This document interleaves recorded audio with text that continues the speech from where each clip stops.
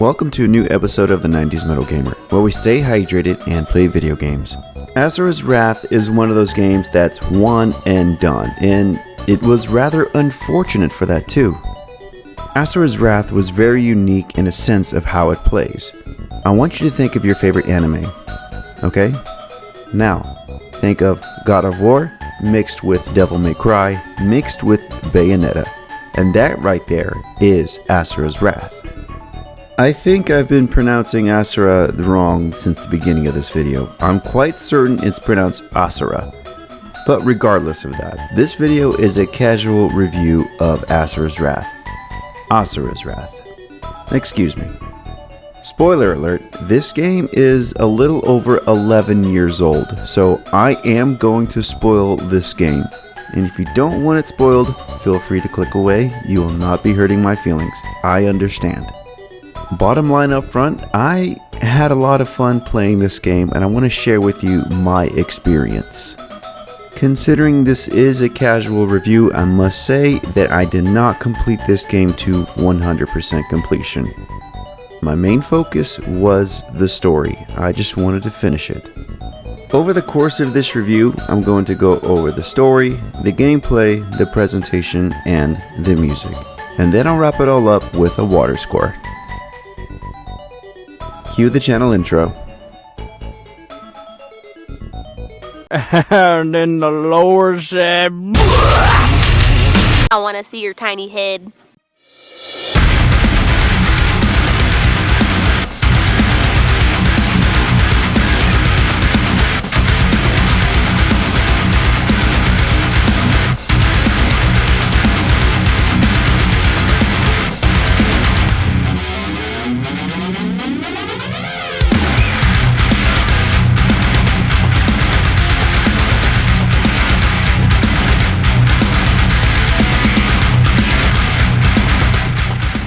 Before I get into this review video, I want to talk a little bit about the history of Asura's Wrath and how it came to be. Excuse me, Asura's Wrath. Asura's Wrath was developed by CyberConnect 2 and published by Capcom, and it released 21st of February 2012 in North America. And if you're thinking that CyberConnect 2 sounds really familiar, well, that's because they are. They also worked on the Naruto game series, Dot Hack series, Dragon Ball Z Kakarot, and, of all games, JoJo's Bizarre Adventure. Now that I just mentioned Dragon Ball Z Kakarot, I think that would be a good game to review. More to follow on that. The creators of Asura's Wrath wanted to create something that everybody can relate to. This is where wrath comes in. Everybody knows that feeling of anger and wrath. Excuse me. The creators of Asura's Wrath. Let's face it, Asura's love would not have gotten very far, nor would Asura's sadness. That just sounds dumb. The idea of wrath and rage being the core element of the game got passed on to an actual scriptwriter, to which he thought was completely deranged. Considering that was the mark they were going for, they knocked it out of the park. The game was developed using the Unreal Engine 3, which was specially licensed by Capcom. The game was first announced in September of 2010 during the Tokyo Game Show, and then eventually released in February of 2012. Wasn't that the year we were all supposed to die? I must reiterate that this is a casual review video, not a 100% completion review video. I play my games on the easiest difficulty, and I do not complete them to 100%. I like to enjoy my games. Now that I got all my rants out of the way, let's go ahead and get into this review. We'll start with the story.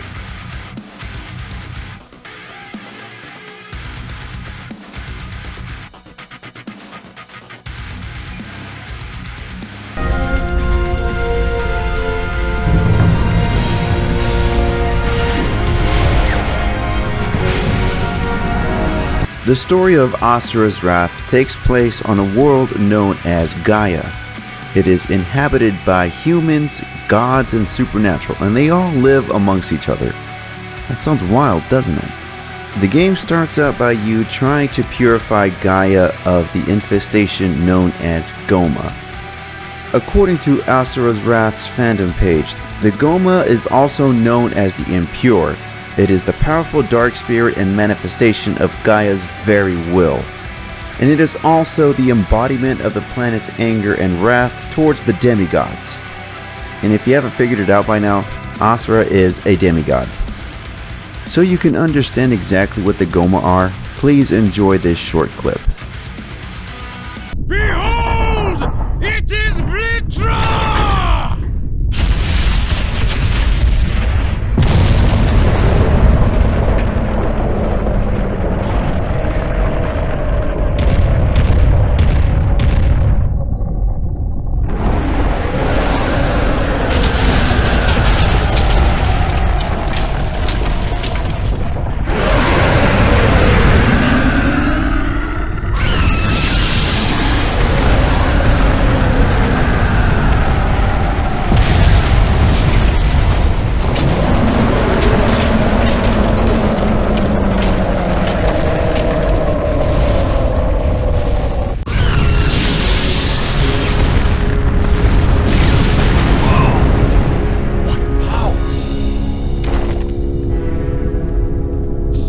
Stand aside, weaklings!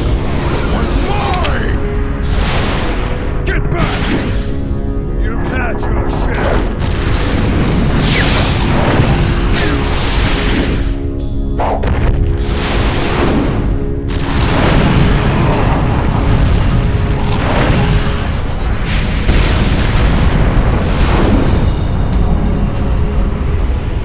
As you can see, the Goma are an immensely destructive force of nature, and it's up to you, Asura, and the other deities to get rid of this manifestation. Upon destroying the Goma that penetrated the earth, they return to Shinkoku, which is the civilization where the gods live. Asura is then summoned by the Emperor, and when he arrives to the Emperor's chambers, he finds that he has been killed, and Asura has been framed.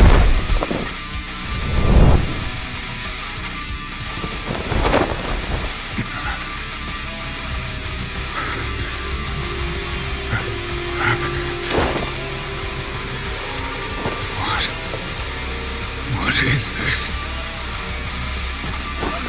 Insurrection! Treachery! Treason! Traitor! General Asura has gone mad! Treachery!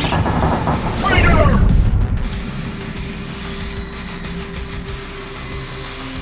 No! There must be some mistake!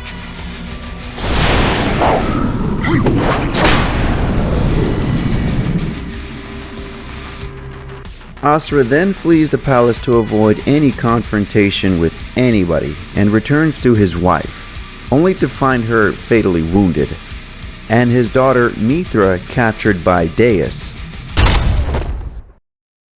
Durga!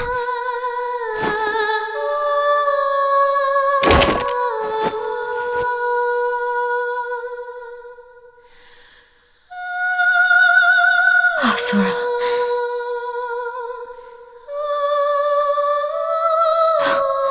Save her. I will. Save your strength.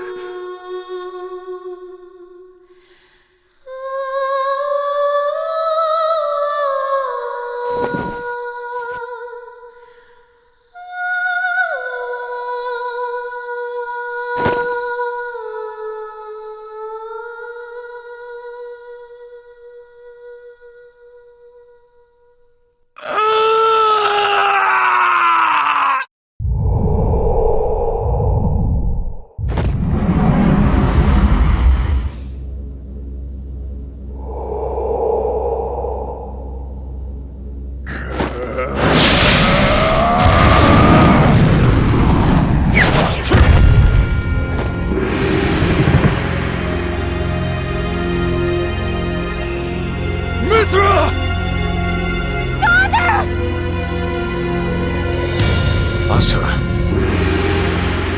Get out of my way! Listen to me. Wait. Move!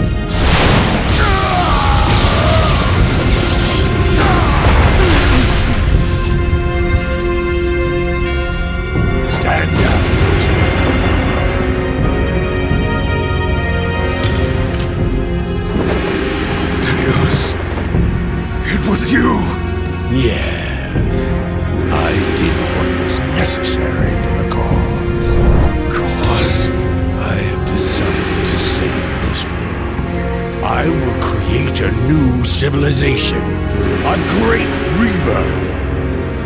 Save the world. What great rebirth? You're insane!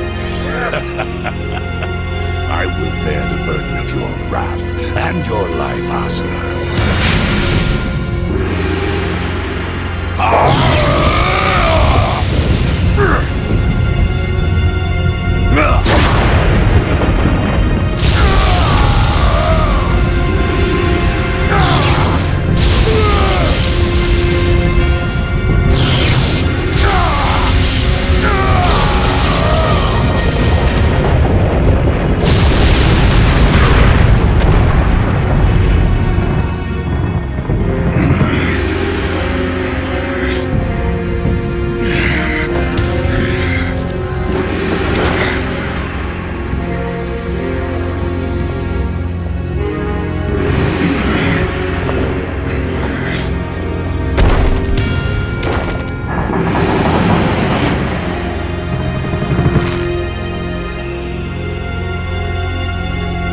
Your death shall be the foundation of my world.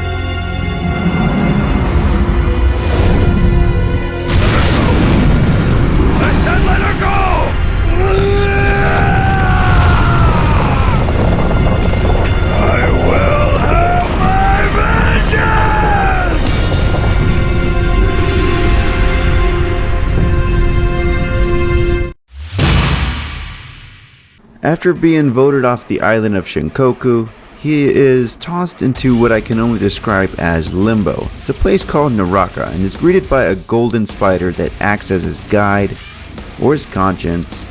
I don't know, you decide. And he clearly states that he will have his revenge. Now if that doesn't scream God of War, I don't know what does. And I'm pretty sure Capcom knew this too, and I think it's just to pay respect to it. In any case, this is the story of Asura's wrath and how he begins his quest for vengeance.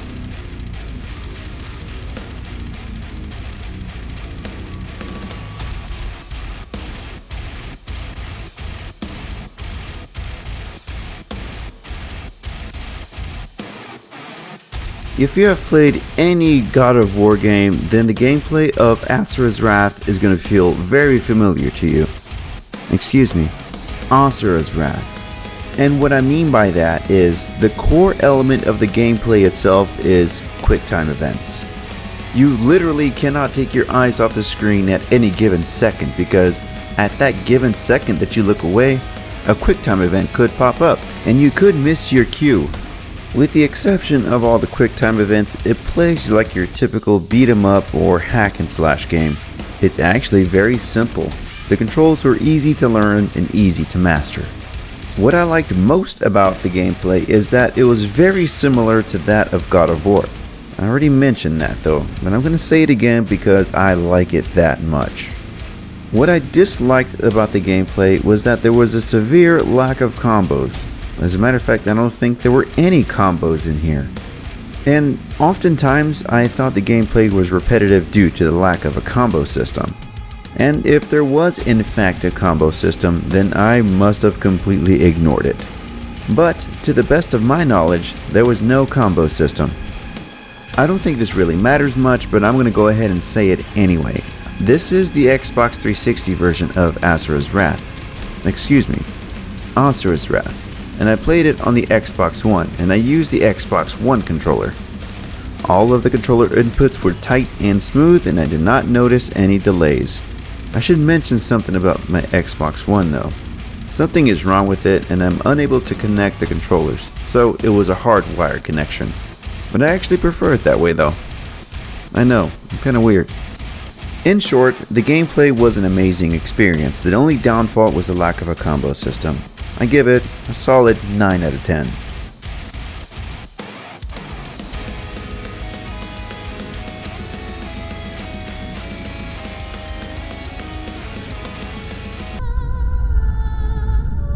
For the presentation segment of this video, I am going to let the graphics do the talking for me. So, enjoy.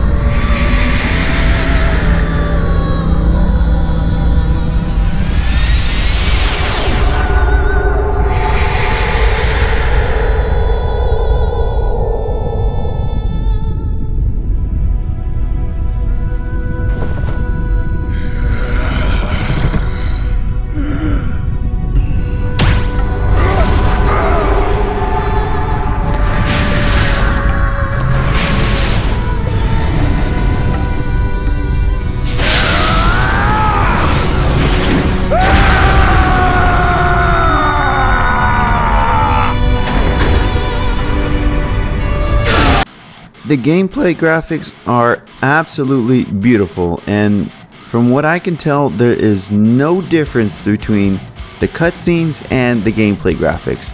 Nothing was pre-rendered. Another great thing about the graphics is that in between missions you'll get manga style comic strips, and I think that's absolutely dope. And in these manga comic strips you'll receive a lot of details that add to the story of the game. And I thought this was absolutely brilliant. Of course, that requires you to read, and I'm not much of a reader, but I did in this case, and I loved it. Asura has defeated another of the 7 deities, and is one step closer to getting his revenge. The next to appear is his old master, August. He speaks of days long gone, as Asura licks his wounds from his battle with Kalro. But this respite does not last long. After the comic book segments, you'll receive like a preview of the upcoming mission in anime style, and that's what you just saw. And I thought that was also brilliant. Overall, I'd have to say the graphics for an 11-year-old game are absolutely beautiful. Everything was beautiful. Bright colors in all the right places, darks in the right places. I'd say perfect.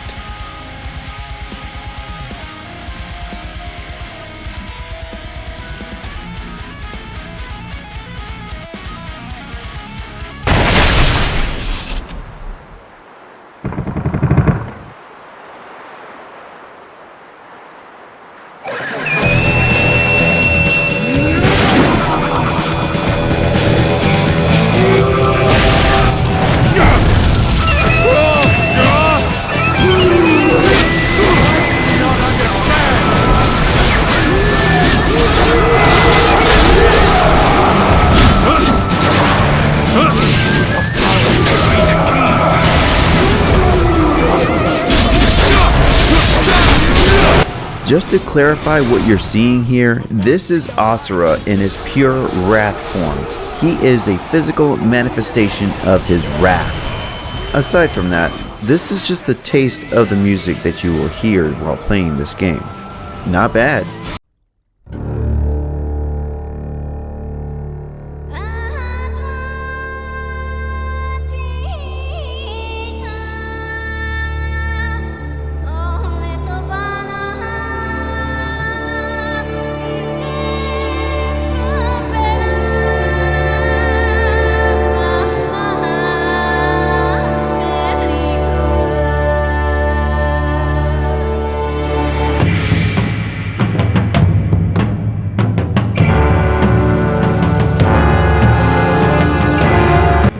the title music for Asura's Wrath is definitely worth mentioning. I feel like it sets the tone for the rest of the game.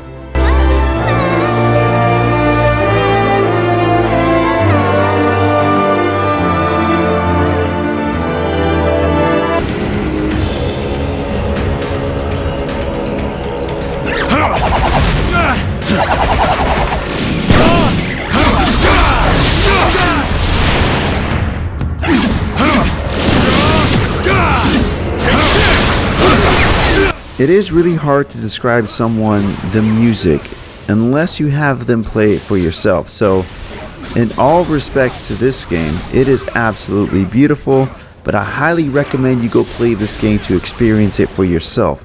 I simply cannot describe the range of this music. Overall, I have to say the music was beautifully orchestrated and it fit every piece of the game perfectly. 10 out of 10.